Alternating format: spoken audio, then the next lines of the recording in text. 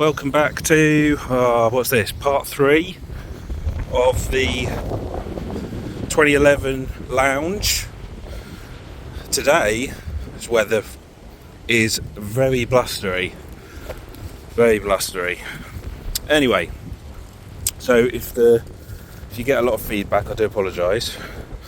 So a couple of updates since I last played with this beginning of the week. The key, which didn't fold, I've got a spare one from China and swapped the insides out, so now that's all good. And the seats, are they dry now? Slightly still a bit damp, but that's because we had no real heat, so oh well, but I'll get the engine running and then maybe we'll put the heater on and then see if that can dry it out a bit. So what we're going to do is sort that, and the airbox that I mentioned that's broken, that is going to have a replacement one, which I got a second-hand one, so we're just going to put that on, and I might revisit this one again. Although again, from this angle I couldn't quite see it, so it's annoying because in direct sunlight you can obviously see it, and in this sunlight you can't. So yeah, let's get this moved and start cracking on with everything. So this airbox, the problem was there should be, if we can compare the two, so on this you've got this little nib here where the pipe goes onto, and on here, as you can see, it's broken. So yeah, so another one is replaced and it's back on, and it's yeah, good to go. One little less thing to worry about, although unfortunately a bit of an unnecessary cost to get another one, but there you go, just got to check these things. Right, it's a really cold one today. As you can see, we are totally and utterly iced up. So I didn't mention in the last video an issue with the car. I'll say it's the car, it's not the car, it's an issue with the speedo. And I've only noticed it when driving around, and that is that when you're going up the rev range, you have the gear indicator or gear selector, whatever you want to call it, on the dash, telling you to change up and change down, etc, etc. However, when you get into 5th gear, it still tells you to change up. So it's almost suggesting that it's got 6 gears. Now, multi-ECU scan, to some extent, allows you to change various parameters within the here. So for example, if you didn't want the outside temperature to be on display, you can actually disable it. However, the gear indicator you can't, because my idea was I was just going to get rid of it, because we know why they put it in. It was some sort of government initiative to sort of almost like for the emissions thing, that if you keep the gears down it tells you, etc. But however, you can't disable it. So why is a gear selector telling you to change into 6th when there's only 5 gears? It's probably because this speedo's been changed out at some point in its lifetime, and they've swapped it out for a diesel or 1.4 where they have 6 gears. That can only be the suggestion.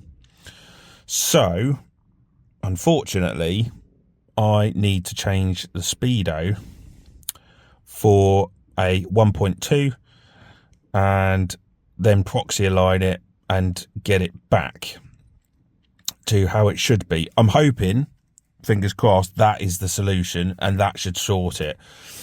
So yeah. Now, to go with that, speedos they fluctuate in price, and a lot of it depends on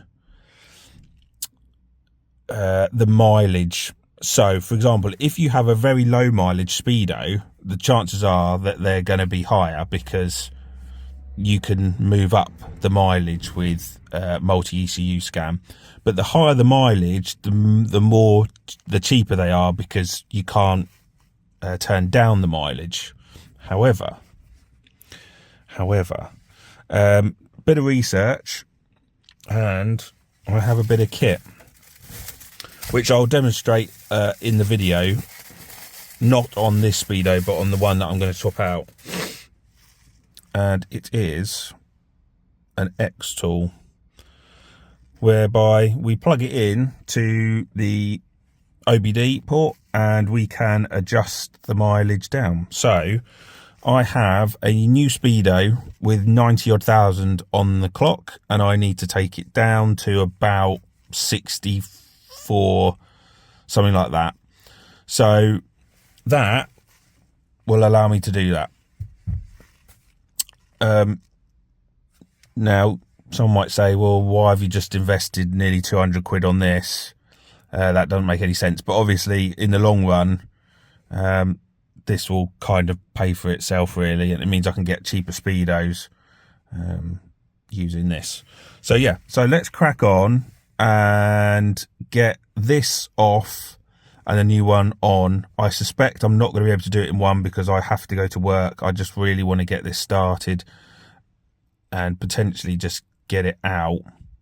But obviously there's various unbolting that we need to do, and I'm unscrewing to get this out. So yeah, let's start the procedure. So all we're going to do is, for the minute, there's no point running this through, you guys. This is just going to come straight out. So we need to do the 2 bolts, 2 screws under here. There's 2 screws holding this down, and then we've then got to unscrew this and there as well, and then 2 sort of screws that hold that in. So I'm just going to cut straight to the end when I've done that. Okay, so the dash is out. I say the dash, the speedo. Interestingly, there is no label on the back to indicate the date of when this was done. So yeah, a bit, that would have been helpful if I'm being honest. But anyway, don't think it's in there. Okay, so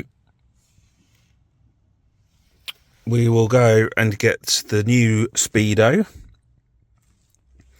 and get that back in. I'm probably not going to do that today now, just because I'm running a bit short on time. So I'll probably come back tomorrow and fit it. So on the face of it, the speedos, this is the new one, up to 140. Red lining between 6 and 8, and then the old one up to 140, red lining between 6 and 8 as well. So yeah, bit of a peculiar one, but we'll get that installed. That's also not got a sticker on it, but this has got 93,000 miles on the clock, but it does say from a 1.2. So all I can do is hope that when this goes in, proxy aligned, and then take it for a drive to see when we get into 5th what happens. Right, another day. Oh god, it's flipping cold. So decided to run the engine and get a bit of heat in. So the new dashboard, or the speedo, is in, and to be fair, as you can see, that's pretty much working straight from the get-go. doesn't appear to be any issues. Let's turn on. Yeah, the lights. Okay, so yeah, like we don't have any problems in regards to indicator. As you can see, they're not faded or anything, so it appears to be a good speedo. So just got to see if this requires a proxy alignment. See, that's not flashing, so it might well be that it says it doesn't need it. So if we go to multi-ECU scan, and wait, what am I doing? Sorry. Do that, connect. Let's see if it requires one.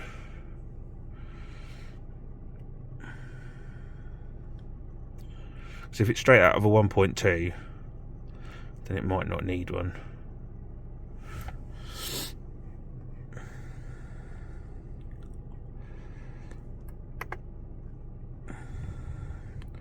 So at the top there, proxy alignment.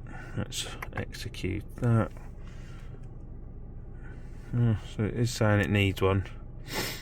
Hopefully there won't be an issue.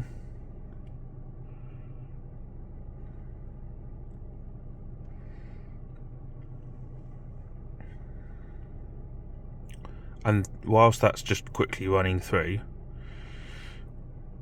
I'll say quickly, hopefully there won't be an issue.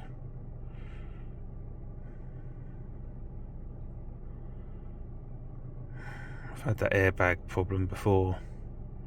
Don't really know why or what that's all about.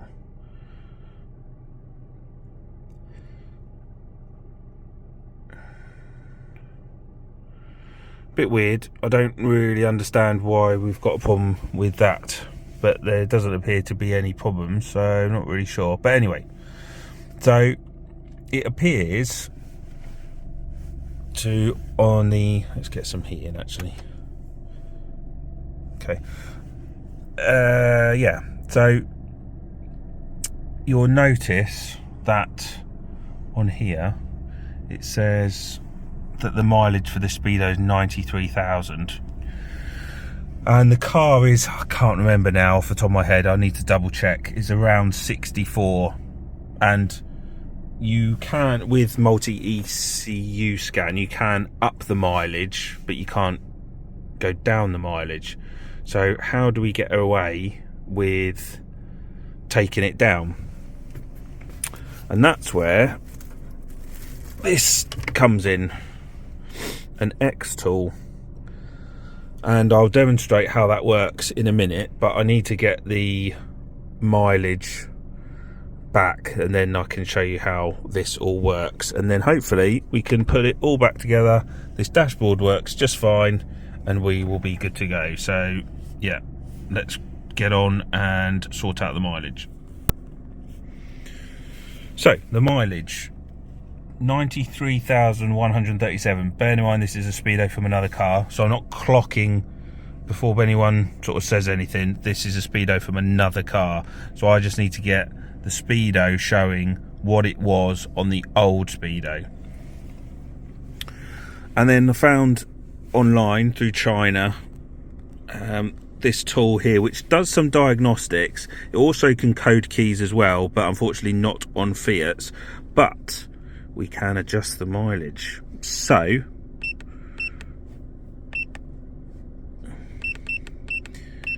if we run through the, you can see it supposedly adjusts the mileage for Audi, Bentley, Mercedes, Citroen, Ferrari, Fiat, Jag, Land Rover, Maserati, Peugeot, Porsche, Renault, Seat, Skoda, Smart Cars, Volvo and VW. So we go into Fiat 500,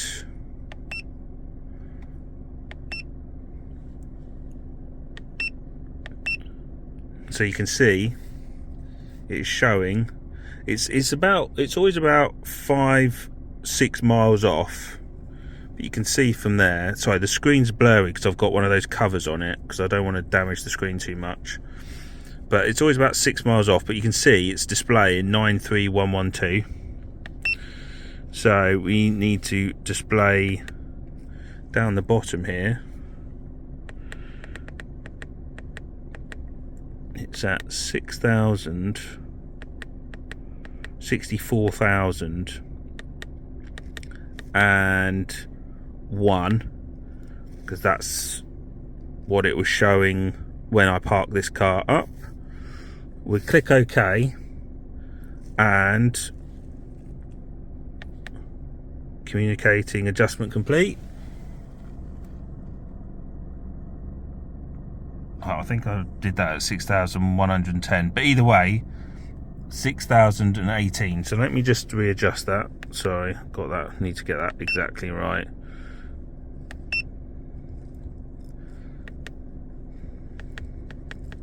Don't want to be specific. So actually, if we do 6,995,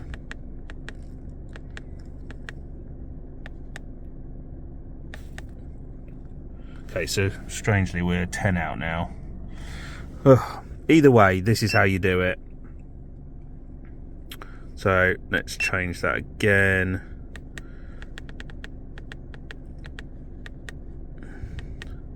$6,399.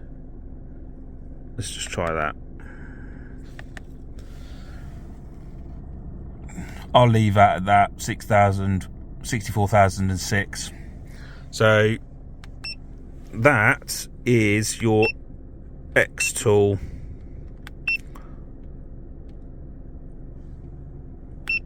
and you can, as I say, can create keys as well on various manufacturers. Sorry about the annoying beeping. I can turn that off actually. It does Fiat, but it doesn't do 500s. It does, I think it does older. Let me just double check. I'll show you what ones it does and how it does it. I'm not 100% sure and I don't want to go into it. I'm pretty sure it's older generations. Europe. So yeah, so it's the Chroma, Ducato, the Fremont, these aren't European, are they? The Fedra, Scudo, Sodecci and the Ulysses. So, but it doesn't do Alfa Romeo, which is a bit peculiar because I pretty much thought that they were all running on the same system.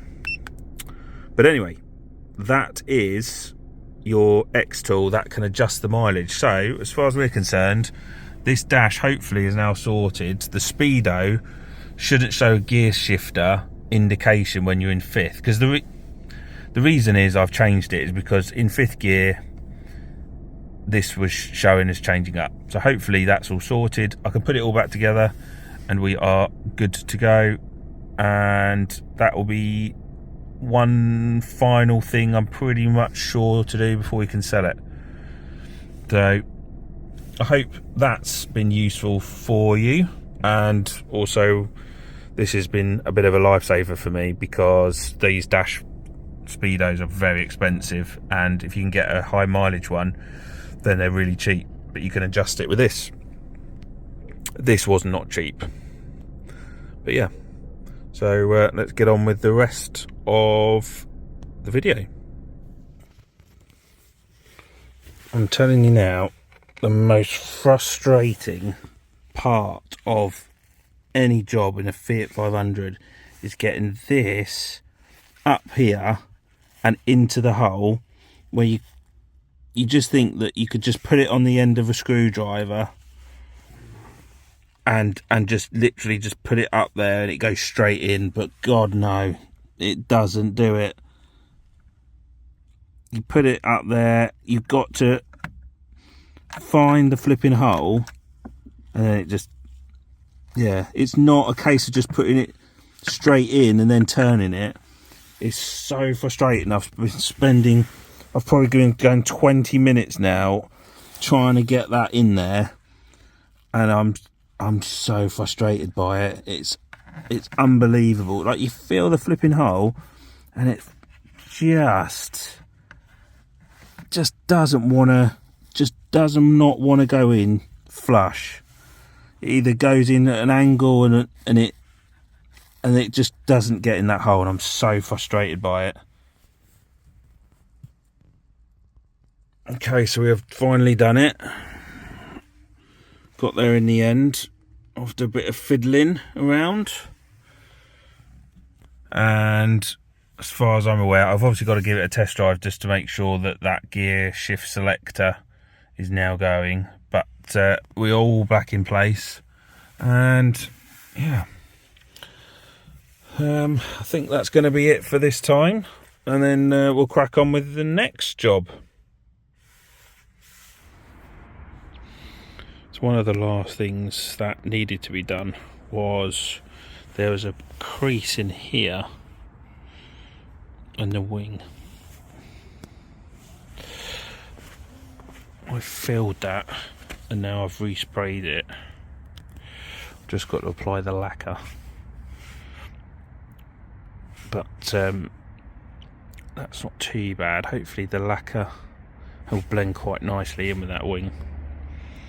And then I've been working again on this dent with the hammer this time to try and get, there's sort of a bit of a crown towards the top here, so I've been working or bashing away on that. I'm not going to be able to sort this out. There's a bit of a little kink just in here, unless I fill it, which I'm really not planning to do. Putting in the effort, I'll leave it as it is, but I've got that pretty much not too bad now. Just need to clear up that wing. So yeah, I'll apply the lacquer to that. That's just warming up inside the house, just because it's like 7 degrees at the moment, so we just need to get that lacquer a bit thinner. And yeah, I don't really want to go into detail too much, but I'm a bit annoyed. If we get in here,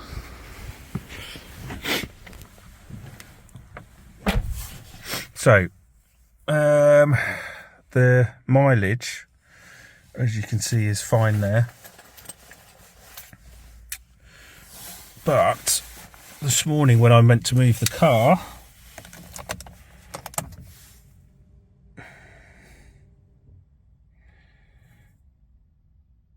it started flashing, and when I press the Windows key, hold on, maybe if I turn this on that might help.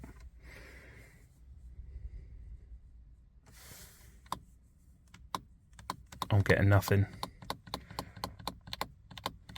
So, sod's law, just when this is pretty much ready to go, that Bluetooth module, I think, has decided to pack up on me. And therefore, it looks highly likely that this will not be sold anytime soon, because I need to get to here to get out the module, which I'm super pissed about, to be honest, because that's 100 quid to sort out, and this car was pretty much ready to go. So that's £100 that, for those that are interested or looking to get into cars, that you've got to factor in that sometimes, and especially the Fiat 500s, that is 2 Bluetooth modules that I have failed on me, and I've gone through 16 cars now, none of it having an issue, and then these 2 have gone. So yeah, so we'll move on and sort out that wing and get that Bluetooth module sorted. At any time. Oh, the relief. I'm telling you now, the relief. Nearly 100 quid saved by pulling the negative battery terminal. Turn it off.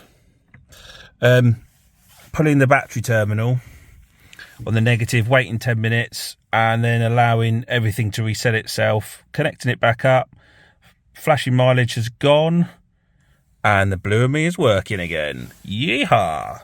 So that's, yeah, really happy with that. So I can actually now pretty much get on with sorting the car out ready for sale, because I think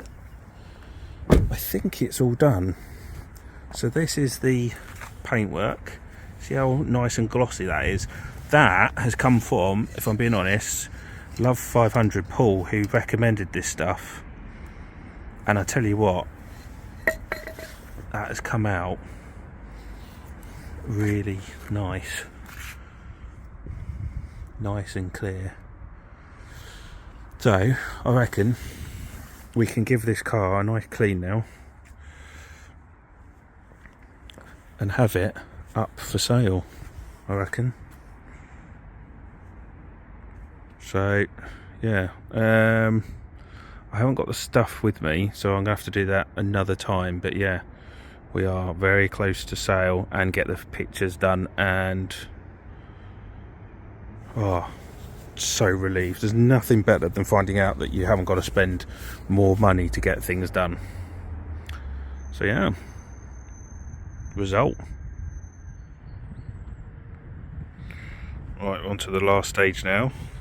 We're going to do some cleaning. I don't want to bore you with it, but let's just quickly go around the car just to show where we've got some.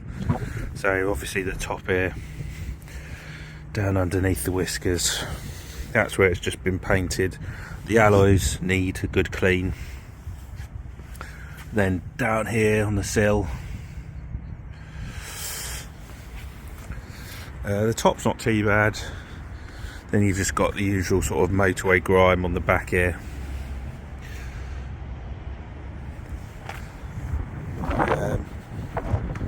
And so yeah, it's not the worst, but we're going to apply some fallout remover on this white body. We're going to see how see what effect that has. Right, so the, I can't remember, was it Devil's Breath? It's one of these, I can't remember. Or it's like Gargoyle or something, I can't remember. It's but anyway, that is the fallout. This one is quite bad.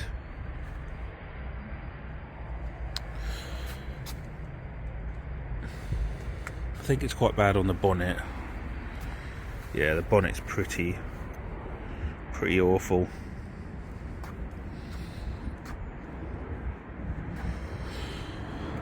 And so I need to get this stuff off.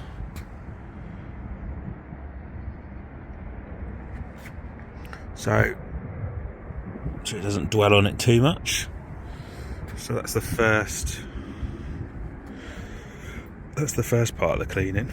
Anyway, I don't really know if it makes much of a difference, to be honest, but it looks nice anyway.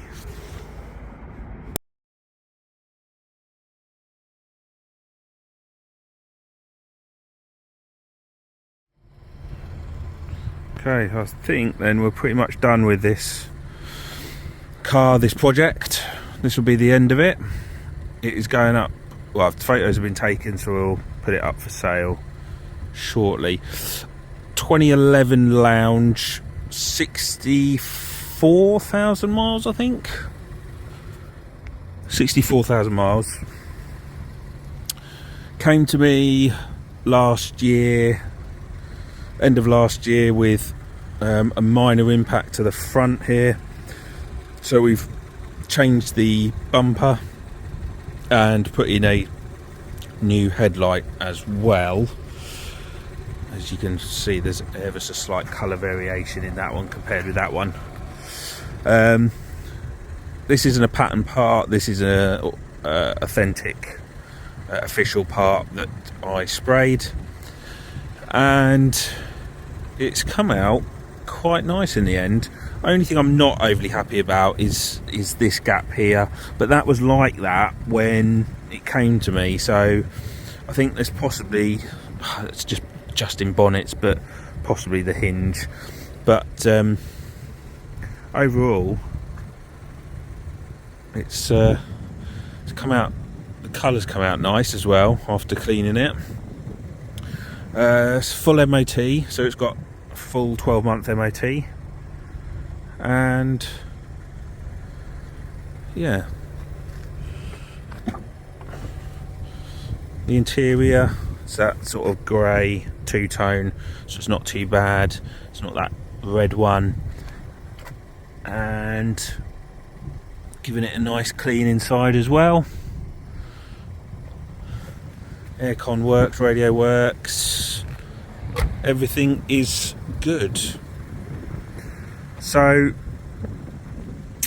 current market value of this Cat N 2011 Lounge, they're just a bit all over the place really, if I'm being honest. Very difficult to work out exactly. I mean, I'm selling these, I sold a 90 odd thousand 2011 for 2.2 the other month, so maybe, I don't know, 2.5. What do you reckon? Put in the comments what you reckon it would sell for. I'd be interested to know. Or actually, in the comments, what would you buy it for if you were looking, say, for your daughter or your wife? Don't be cheeky about it, but yeah, let me know what you think. Overall, it's come out quite nice. Drives nice, clutch is good, gearbox is good, so, and got 3/4 of a tank of fuel, so I've been able to use it a bit as well. So I think that's going to be it. That is, I think, the end of the car. I don't think you'll see it again. So the only things I've had to do, the only things I've had to buy is that headlight. The bumper I already have, but obviously you've got to factor in that you've had to purchase that in the first place. And I think we haven't needed a DRL. Oh, number plates as well. And that's it. So reasonably quick turnaround. I say a quick turnaround, bearing in mind there's been other projects and stuff as well, but it hasn't been too much of a difficult car really. So that is going to be the end of today's video. Give me a thumbs up, really helpful. Comment about this or any other cars or Fiats that you want to talk about, and yeah, we'll get on with the next project, work out which car we're going to attack next. So yeah, until next time, thank you all for watching, and I'll see you all again very, very soon.